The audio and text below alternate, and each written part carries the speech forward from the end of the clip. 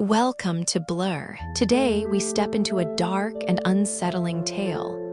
The Body Snatcher, written by the master of Gothic storytelling, Robert Louis Stevenson. This chilling short story explores the shadowy world of grave robbing and forbidden science in 19th century Edinburgh. Through an atmosphere thick with dread, Stevenson examines guilt, ambition, and the terrifying cost of moral compromise. What begins as a tale of survival slowly descends into horror, revealing how the past never truly stays buried. Robert Louis Stevenson, best known for Treasure Island and Dr. Jekyll and Mr. Hyde, was a brilliant storyteller who blended suspense, psychology, and the supernatural.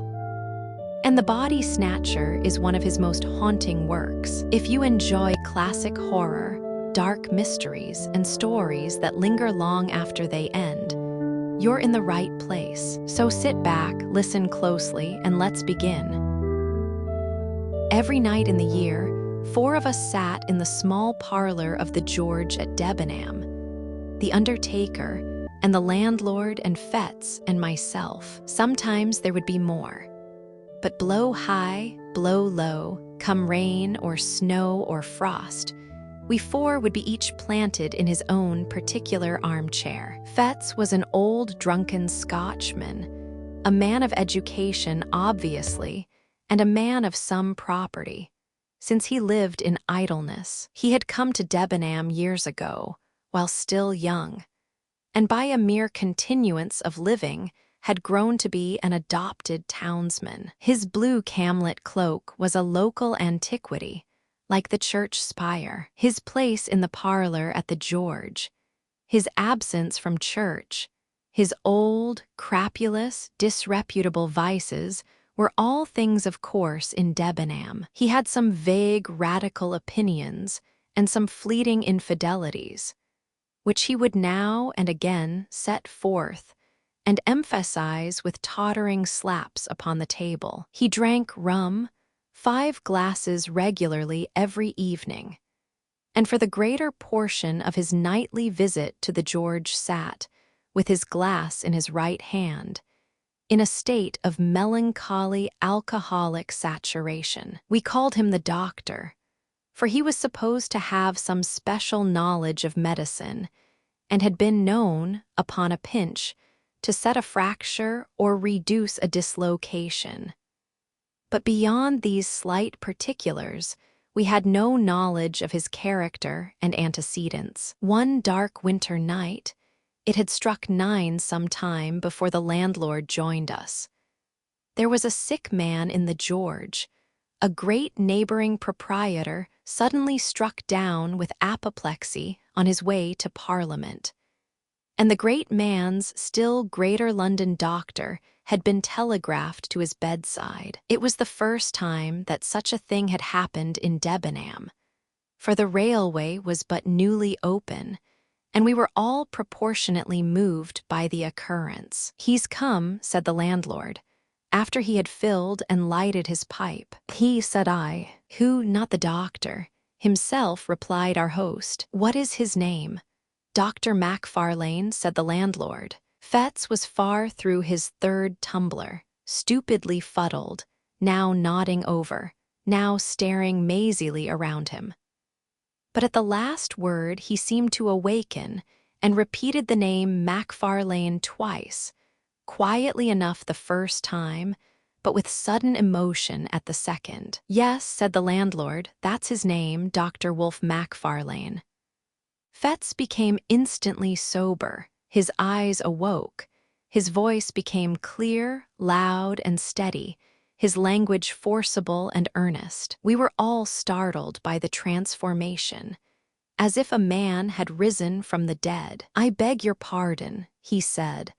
"I am afraid I have not been paying much attention to your talk. Who is this Wolfe Macfarlane?"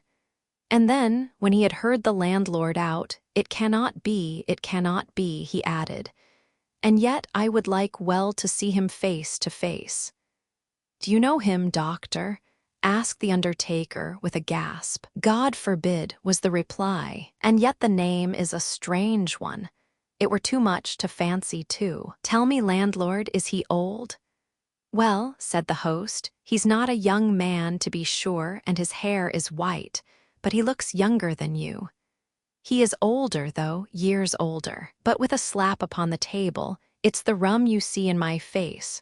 Rum and sin. This man, perhaps, may have an easy conscience and a good digestion. A conscience, hear me speak.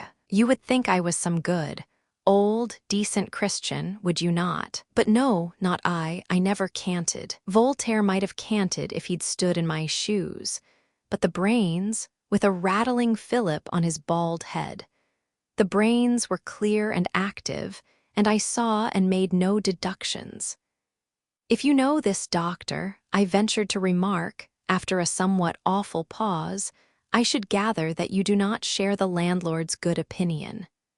Fetz paid no regard to me. Yes, he said, with sudden decision, I must see him face to face. There was another pause, and then a door was closed rather sharply on the first floor, and a step was heard upon the stair. That's the doctor, cried the landlord. Look sharp, and you can catch him. It was but 2 steps from the small parlor to the door of the Old George Inn. The wide oak staircase landed almost in the street. There was room for a Turkey rug, and nothing more between the threshold and the last round of the descent.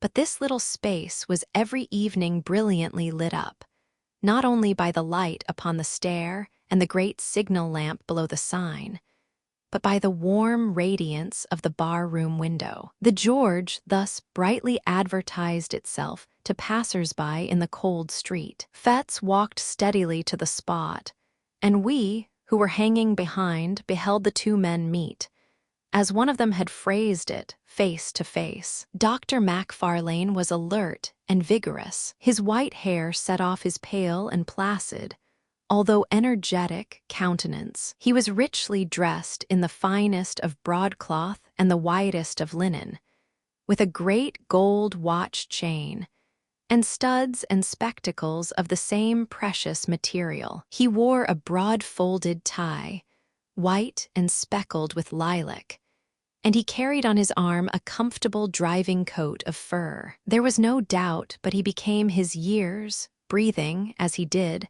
of wealth and consideration. And it was a surprising contrast to see our parlor sot, bald, dirty, pimpled, and robed in his old camlet cloak, confront him at the bottom of the stairs. Macfarlane, he said somewhat loudly, more like a herald than a friend. The great doctor pulled up short on the 4th step, as though the familiarity of the address surprised and somewhat shocked his dignity. Toddy Macfarlane, repeated Fetz. The London man almost staggered. He stared for the swiftest of seconds at the man before him, glanced behind him with a sort of scare, and then in a startled whisper, Fetz. He said, you. I, said the other me. Did you think I was dead too? We are not so easy shut of our acquaintance. Hush, hush, exclaimed the doctor. Hush, hush. This meeting is so unexpected. I can see you are unmanned. I hardly knew you, I confess, at first. But I am overjoyed to have this opportunity. For the present it must be how d'ye do and goodbye in one, for my fly is waiting, and I must not fail the train. But you shall. Let me see. Yes, you shall give me your address, and you can count on early news of me. We must do something for you, Fetz. I fear you are out at elbows, but we must see to that for Auld Lang Syne, as once we sang at suppers. Money, cried Fetz, money from you. The money that I had from you is lying where I cast it in the rain.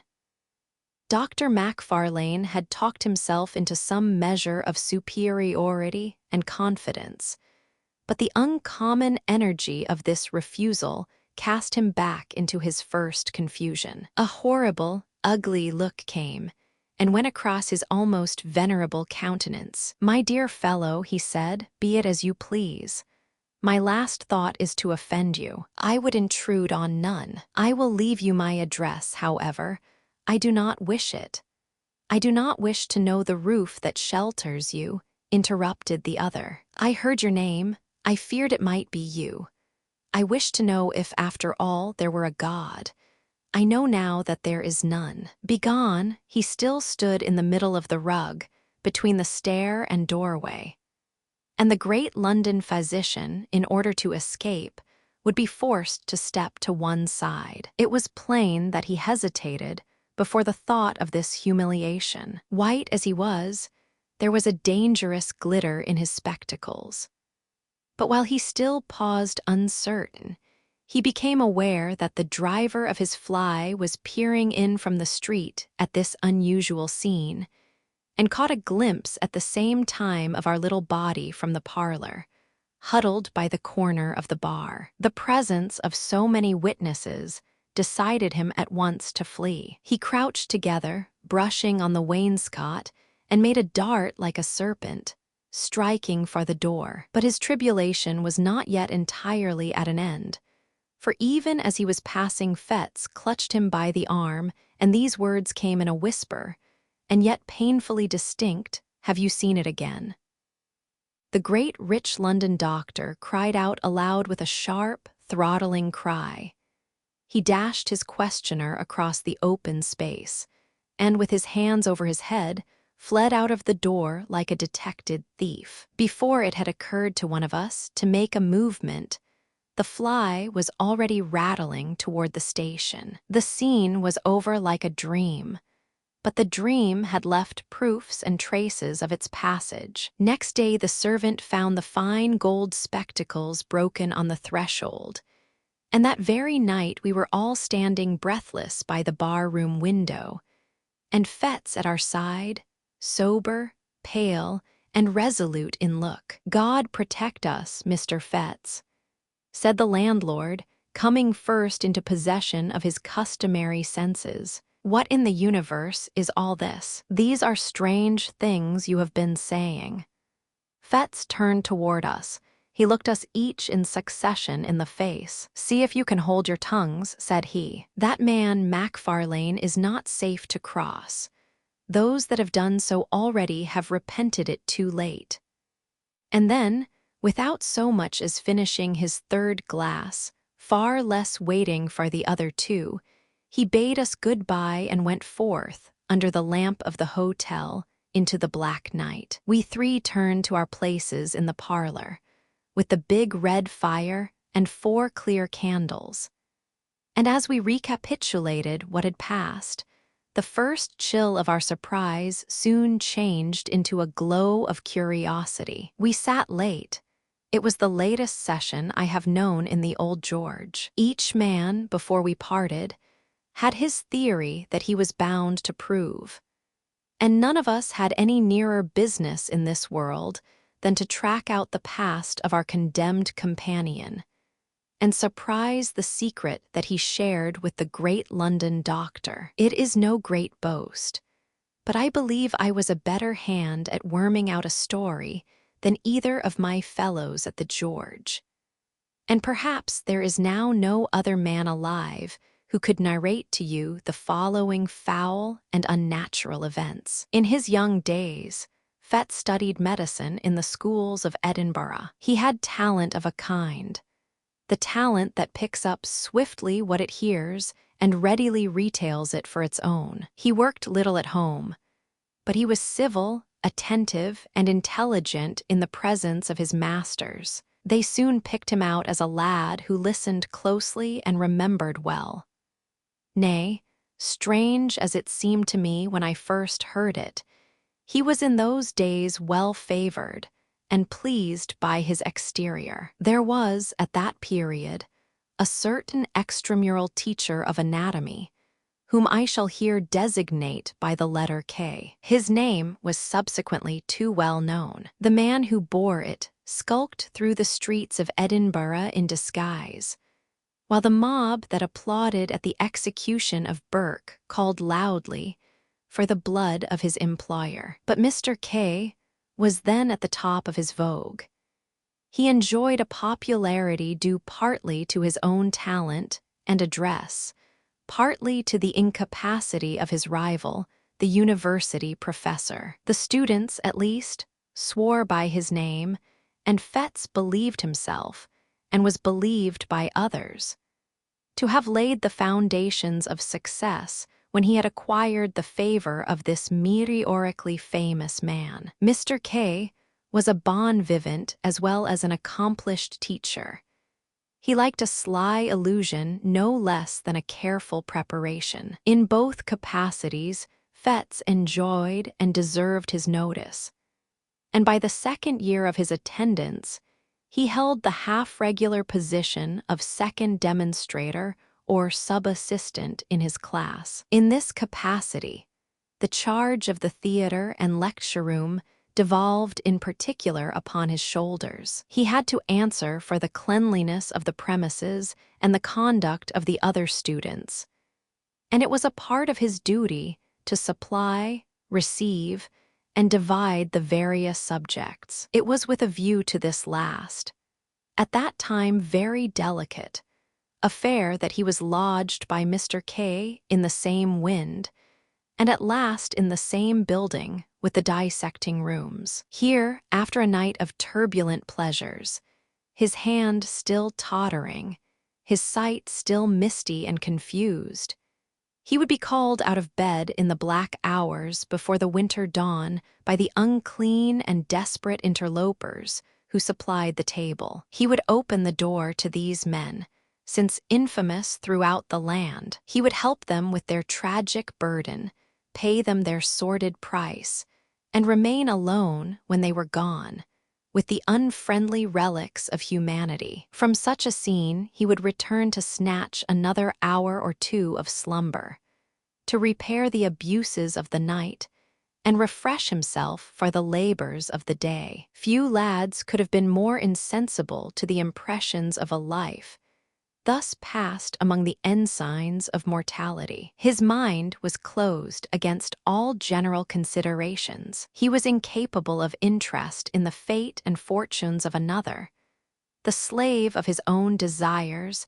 and low ambitions. Cold, light, and selfish in the last resort, he had that modicum of prudence miscalled morality, which keeps a man from inconvenient drunkenness or punishable theft. He coveted, besides, a measure of consideration from his masters and his fellow pupils, and he had no desire to fail conspicuously in the external parts of life. Thus he made it his pleasure to gain some distinction in his studies, and day after day rendered unimpeachable eye service to his employer, Mr. K. For his day of work he indemnified himself by nights of roaring, blackguardly enjoyment, and when that balance had been struck, the organ that he called his conscience declared itself content. The supply of subjects was a continual trouble to him as well as to his master. In that large and busy class,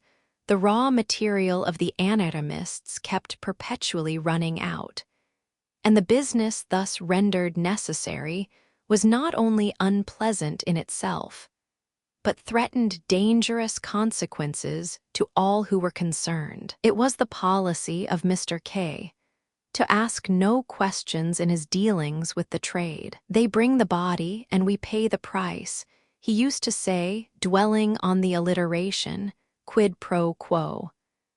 And again, and somewhat profanely, ask no questions, he would tell his assistants for conscience' sake. There was no understanding that the subjects were provided by the crime of murder. Had that idea been broached to him in words, he would have recoiled in horror. But the lightness of his speech upon so grave a matter was, in itself, an offense against good manners, and a temptation to the men with whom he dealt. Fettes, for instance, had often remarked to himself upon the singular freshness of the bodies. He had been struck again and again by the hang-dog, abominable looks of the ruffians who came to him before the dawn.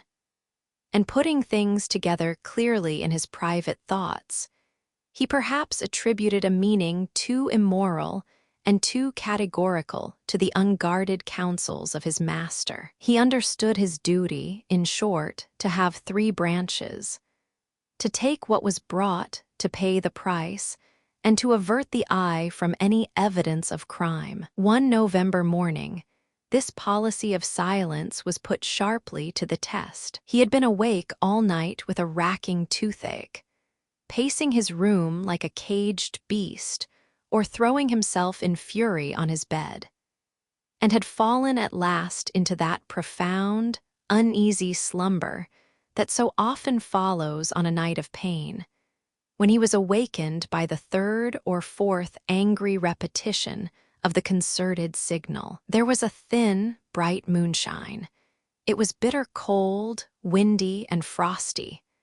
The town had not yet awakened, but an indefinable stir already preluded the noise and business of the day. The ghouls had come later than usual, and they seemed more than usually eager to be gone. Fetz, sick with sleep, lighted them upstairs. He heard their grumbling Irish voices through a dream, and as they stripped the sack from their sad merchandise, he leaned dozing, with his shoulder propped against the wall.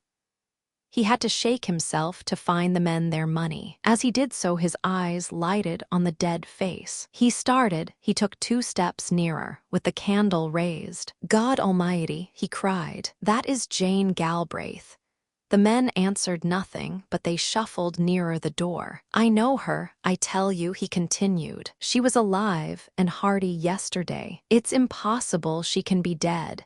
It's impossible you should have got this body fairly."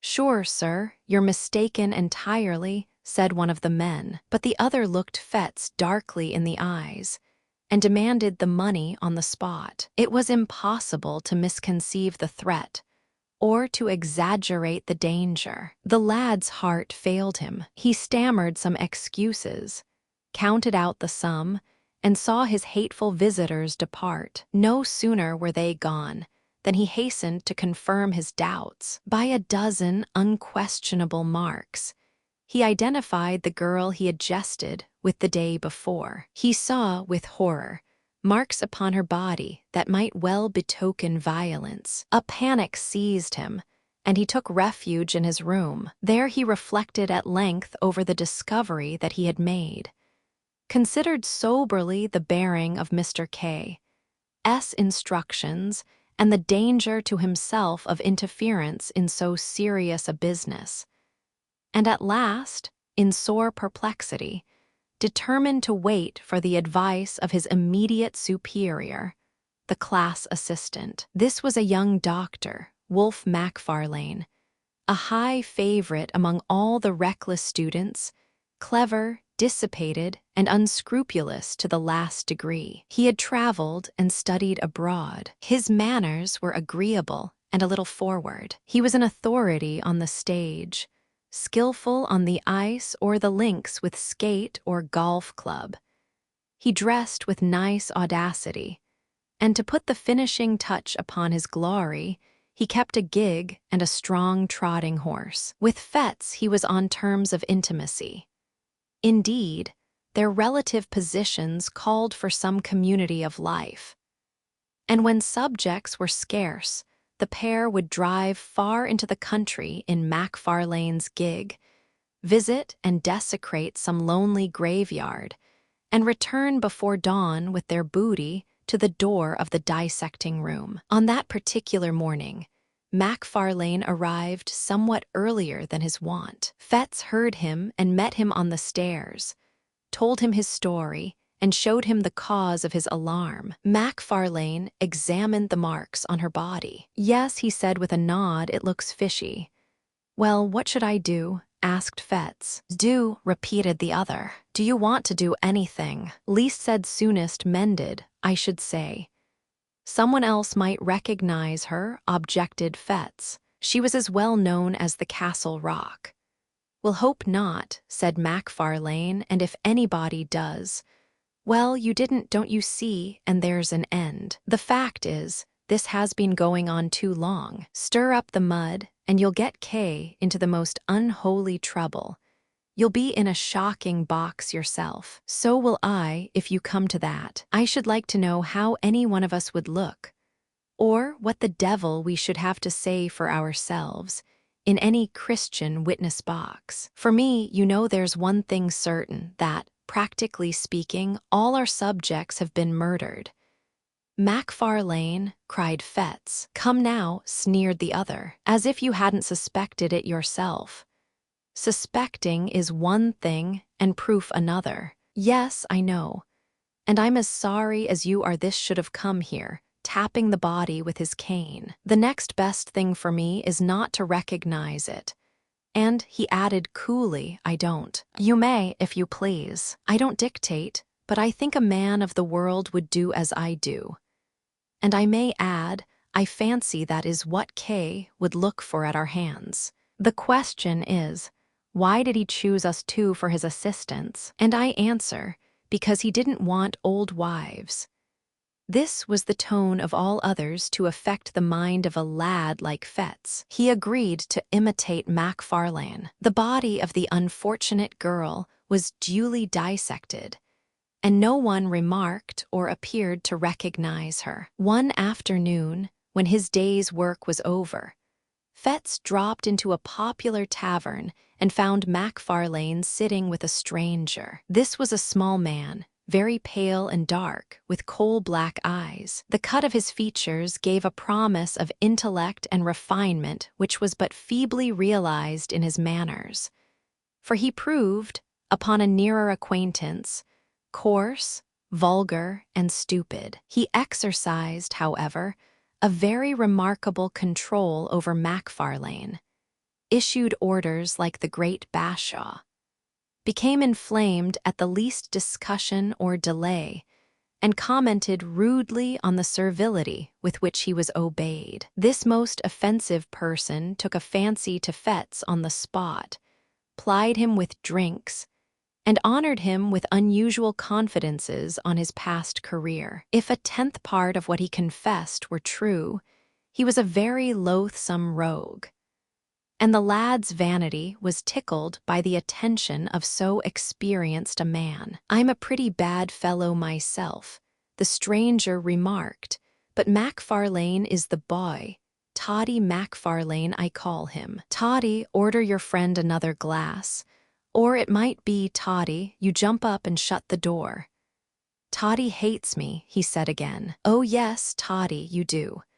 Don't you call me that confounded name, growled Macfarlane. Hear him. Did you ever see the lads play knife? He would like to do that all over my body, remarked the stranger. We medicals have a better way than that, said Fettes. When we dislike a dead friend of ours, we dissect him. Macfarlane looked up sharply, as though this jest were scarcely to his mind. The afternoon passed. Gray, for that was the stranger's name, invited Fettes to join them at dinner, ordered a feast so sumptuous that the tavern was thrown into commotion, and when all was done commanded Macfarlane to settle the bill. It was late before they separated. The man Gray was incapably drunk. Macfarlane, sobered by his fury, chewed the cud of the money he had been forced to squander, and the slights he had been obliged to swallow. Fettes, with various liquors singing in his head, returned home with devious footsteps and a mind entirely in abeyance. Next day Macfarlane was absent from the class, and Fettes smiled to himself as he imagined him still squiring the intolerable Gray from tavern to tavern. As soon as the hour of liberty had struck, he posted from place to place in quest of his last night's companions. He could find them, however, nowhere, so returned early to his rooms, went early to bed, and slept the sleep of the just. At 4 in the morning, he was awakened by the well-known signal. Descending to the door, he was filled with astonishment to find Macfarlane with his gig, and in the gig one of those long and ghastly packages with which he was so well acquainted. "What?" he cried. "Have you been out alone? How did you manage?" But Macfarlane silenced him roughly, bidding him turn to business. When they had got the body upstairs and laid it on the table, Macfarlane made at first as if he were going away. Then he paused and seemed to hesitate. "And then you had better look at the face," said he, in tones of some constraint. "You had better," he repeated, as Fettes only stared at him in wonder. "But where and how and when did you come by it?" cried the other. "Look at the face," was the only answer. Fettes was staggered. Strange doubts assailed him. He looked from the young doctor to the body, and then back again. At last, with a start, he did as he was bidden. He had almost expected the sight that met his eyes, and yet the shock was cruel. To see, fixed in the rigidity of death and naked on that coarse layer of sackcloth, the man whom he had left well clad and full of meat and sin upon the threshold of a tavern, awoke, even in the thoughtless Fettes, some of the terrors of the conscience. It was a cras tibi which re-echoed in his soul, that two whom he had known should have come to lie upon these icy tables. Yet these were only secondary thoughts. His first concern regarded Wolfe, unprepared for a challenge so momentous. He knew not how to look his comrade in the face. He durst not meet his eye, and he had neither words nor voice at his command. It was Macfarlane himself who made the first advance. He came up quietly behind and laid his hand gently, but firmly on the other's shoulder. "Richardson," said he, "may have the head." Now Richardson was a student who had long been anxious for that portion of the human subject to dissect. There was no answer, and the murderer resumed. "Talking of business, you must pay me. Your accounts, you see, must tally." Fettes found a voice, the ghost of his own. "Pay you?" he cried. "Pay you for that? Why, yes, of course you must. By all means, and on every possible account, you must," returned the other. "I dare not give it for nothing. You dare not take it for nothing. It would compromise us both. This is another case like Jane Galbraith's. The more things are wrong, the more we must act as if all were right. Where does old K keep his money?"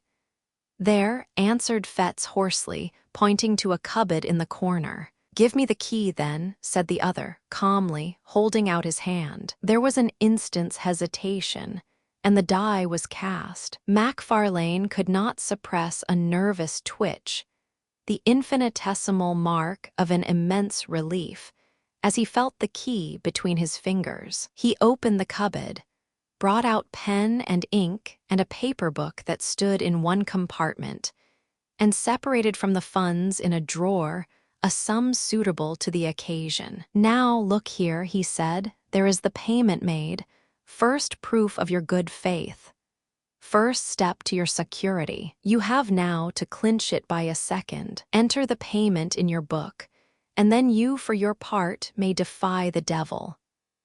The next few seconds were for Fettes an agony of thought, but in balancing his terrors, it was the most immediate that triumphed. Any future difficulty seemed almost welcome if he could avoid a present quarrel with Macfarlane. He set down the candle which he had been carrying all this time, and with a steady hand entered the date, the nature, and the amount of the transaction. "And now," said Macfarlane, "it's only fair that you should pocket the lucre. I've had my share already. By the by, when a man of the world falls into a bit of luck, has a few shillings extra in his pocket, I'm ashamed to speak of it, but there's a rule of conduct in the case. No treating, no purchase of expensive class books, no squaring of old debts. Borrow, don't lend."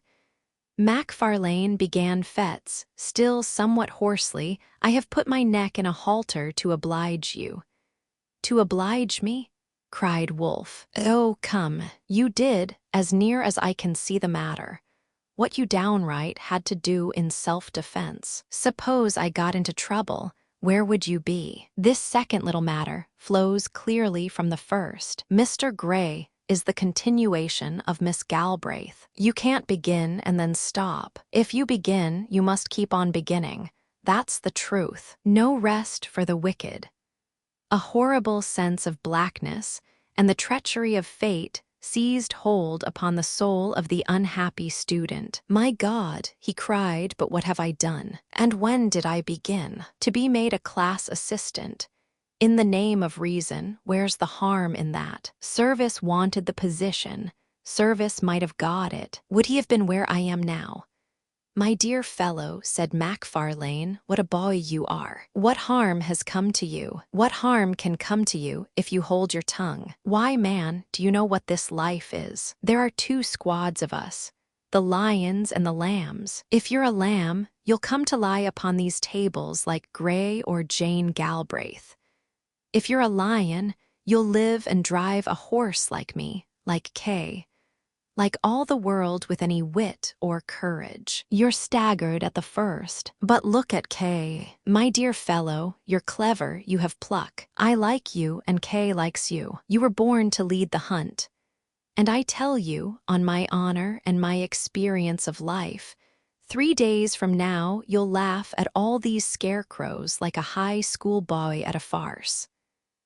And with that, Macfarlane took his departure and drove off up the wind in his gig to get under cover before daylight. Fetz was thus left alone with his regrets. He saw the miserable peril in which he stood involved. He saw with inexpressible dismay that there was no limit to his weakness, and that, from concession to concession, he had fallen from the arbiter of Macfarlane's destiny to his paid and helpless accomplice. He would have given the world to have been a little braver at the time, but it did not occur to him that he might still be brave. The secret of Jane Galbraith and the cursed entry in the day-book closed his mouth. Hours passed. The class began to arrive. The members of the unhappy Gray were dealt out to one and to another, and received without remark. Richardson was made happy with the head. And before the hour of freedom, Rang Fetz trembled with exultation to perceive how far they had already gone toward safety. For 2 days he continued to watch, with increasing joy, the dreadful process of disguise. On the 3rd day, Macfarlane made his appearance. He had been ill, he said, but he made up for lost time by the energy with which he directed the students. To Richardson in particular, he extended the most valuable assistance and advice. And that student, encouraged by the praise of the demonstrator, burned high with ambitious hopes and saw the medal already in his grasp. Before the week was out, Macfarlane's prophecy had been fulfilled. Fetz had outlived his terrors and had forgotten his baseness. He began to plume himself upon his courage, and had so arranged the story in his mind that he could look back on these events with an unhealthy pride. Of his accomplice he saw but little. They met, of course, in the business of the class. They received their orders together from Mr. K. At times they had a word or two in private, and Macfarlane was from first to last particularly kind and jovial, but it was plain that he avoided any reference to their common secret. And even when Fetz whispered to him that he had cast in his lot with the lions and forsworn the lambs, he only signed to him smilingly to hold his peace. At length, an occasion arose which threw the pair once more into a closer union. Mr. K was again short of subjects. Pupils were eager, and it was a part of this teacher's pretensions to be always well supplied. At the same time, there came the news of a burial in the rustic graveyard of Glencorse. Time has little changed the place in question. It stood then, as now, upon a cross road, out of call of human habitations, and buried fathom deep in the foliage of 6 cedar trees. The cries of the sheep upon the neighboring hills, the streamlets upon either hand, one loudly singing among pebbles, the other dripping furtively from pond to pond. the stir of the wind in mountainous old flowering chestnuts. And once in 7 days the voice of the bell and the old tunes of the precentor were the only sounds that disturbed the silence around the rural church. The Resurrection Man, to use a byname of the period, was not to be deterred by any of the sanctities of customary piety. It was part of his trade to despise and desecrate the scrolls and trumpets of old tombs, the paths worn by the feet of worshippers and mourners, and the offerings and the inscriptions of bereaved affection. To rustic neighborhoods, where love is more than commonly tenacious, and where some bonds of blood or fellowship unite the entire society of a parish, the body snatcher, far from being repelled by natural respect, was attracted by the ease and safety of the task. To bodies that had been laid in earth, in joyful expectation of a far different awakening, there came that hasty, lamplit, terror-haunted resurrection of the spade and mattock. The coffin was forced, the cerements torn, and the melancholy relics, clad in sackcloth after being rattled for hours on moonless byways, were at length exposed to uttermost indignities before a class of gaping boys, somewhat as 2 vultures may swoop upon a dying lamb. Fettes and Macfarlane were to be let loose upon a grave in that green and quiet resting place. The wife of a farmer, a woman who had lived for 60 years and been known for nothing but good butter and a godly conversation, was to be rooted from her grave at midnight and carried, dead and naked, to that far-away city that she had always honored with her Sunday's best. The place beside her family was to be empty till the crack of doom, her innocent and almost venerable members to be exposed to that last curiosity of the anatomist. Late one afternoon, the pair set forth, well wrapped in cloaks and furnished with a formidable bottle. It rained without remission, a cold, dense, lashing rain. Now and again there blew a puff of wind, but these sheets of falling water kept it down. Bottle and all, it was a sad and silent drive as far as Penicuik, where they were to spend the evening. They stopped once, to hide their implements in a thick bush not far from the churchyard, and once again at the Fisher's Tryst, to have a toast before the kitchen fire and vary their nips of whiskey with a glass of ale. When they reached their journey's end, the gig was housed, the horse was fed and comforted, and the 2 young doctors in a private room sat down to the best dinner and the best wine the house afforded. The lights, the fire, the beating rain upon the window, the cold, incongruous work that lay before them, added zest to their enjoyment of the meal. With every glass, their cordiality increased. Soon Macfarlane handed a little pile of gold to his companion. "A compliment," he said. "Between friends, these little D.D. accommodations ought to fly like pipe lights." Fettes pocketed the money and applauded the sentiment to the echo. "You are a philosopher," he cried. "I was an ass till I knew you. You and Kay, between you, by the Lord Harry. But you'll make a man of me." "Of course we shall," applauded Macfarlane. "A man, I tell you, it required a man to back me up the other morning. There are some big, brawling, 40-year-old cowards who would have turned sick at the look of the D.D. thing. But not you. You kept your head. I watched you. Well, and why not?" Fettes thus vaunted himself. "It was no affair of mine. There was nothing to gain on the one side but disturbance, and on the other I could count on your gratitude, don't you see?" And he slapped his pocket till the gold pieces rang. Macfarlane somehow felt a certain touch of alarm at these unpleasant words. He may have regretted that he had taught his young companion so successfully, but he had no time to interfere, for the other noisily continued in this boastful strain. The great thing is not to be afraid. Now, between you and me, I don't want to hang, that's practical. But for all cant, Macfarlane, I was born with a contempt. Hell, God, devil, right, wrong, sin, crime, and all the old gallery of curiosities. They may frighten boys, but men of the world, like you and me, despise them. Here's to the memory of Grey.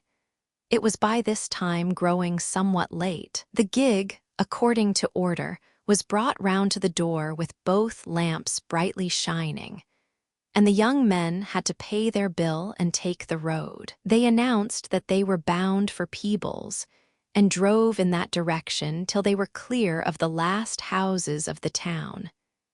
Then, extinguishing the lamps, returned upon their course, and followed a by-road toward Glencorse. There was no sound but that of their own passage, and the incessant, strident pouring of the rain. It was pitch dark.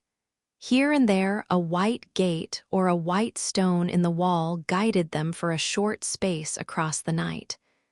But for the most part it was at a foot pace, and almost groping, that they picked their way through that resonant blackness to their solemn and isolated destination. In the sunken woods that traverse the neighborhood of the burying ground, the last glimmer failed them, and it became necessary to kindle a match and re-illumine one of the lanterns of the gig. Thus, under the dripping trees, and environed by huge and moving shadows, they reached the scene of their unhallowed labors. They were both experienced in such affairs and powerful with the spade, and they had scarce been 20 minutes at their task before they were rewarded by a dull rattle on the coffin lid. At the same moment, Macfarlane, having hurt his hand upon a stone, flung it carelessly above his head. The grave, in which they now stood almost to the shoulders, was close to the edge of the plateau of the graveyard, and the gig lamp had been propped, the better to illuminate their labors, against a tree, and on the immediate verge of the steep bank descending to the stream. Chance had taken a sure aim with the stone. Then came a clang of broken glass. Night fell upon them. Sounds alternately dull and ringing announced the bounding of the lantern down the bank, and its occasional collision with the trees. A stone or two, which it had dislodged in its descent, rattled behind it into the profundities of the glen. And then silence, like night, resumed its sway. And they might bend their hearing to its utmost pitch, but naught was to be heard except the rain, now marching to the wind, now steadily falling over miles of open country. They were so nearly at an end of their abhorred task that they judged it wisest to complete it in the dark. The coffin was exhumed and broken open, the body inserted in the dripping sack and carried between them to the gig. One mounted to keep it in its place, and the other, taking the horse by the mouth, groped along by wall and bush until they reached the wider road by the Fisher's Tryst. Here was a faint, diffused radiancy, which they hailed like daylight.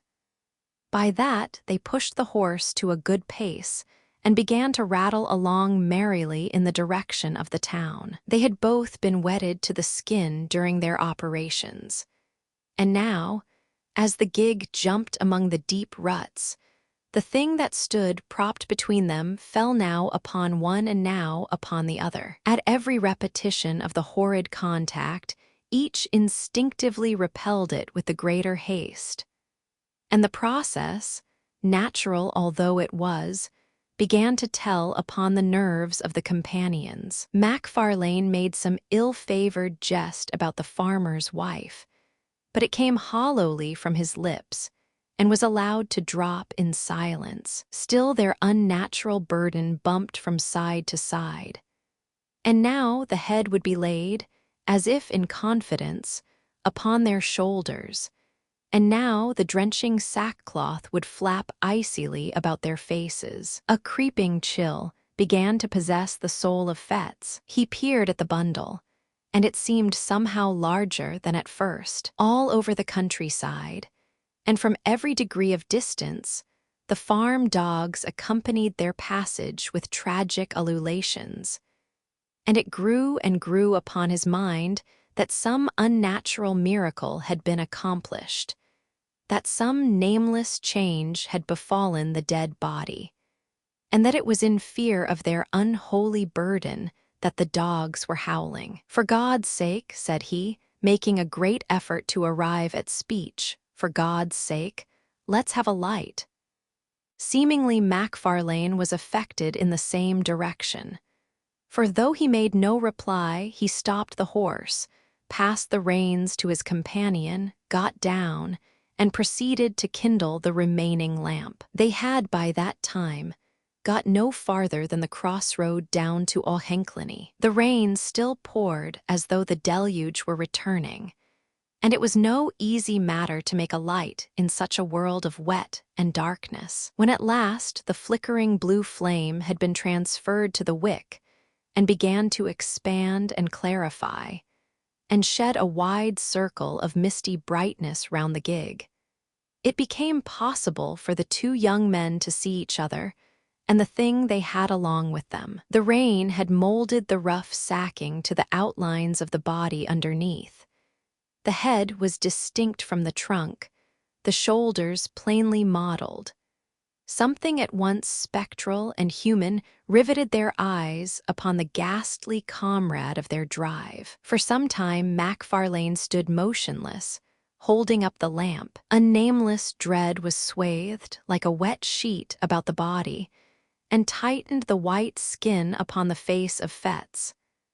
A fear that was meaningless, a horror of what could not be, kept mounting to his brain. Another beat of the watch, and he had spoken, but his comrade forestalled him. "That is not a woman," said Macfarlane in a hushed voice. "It was a woman when we put her in," whispered Fettes. "Hold that lamp," said the other. "I must see her face."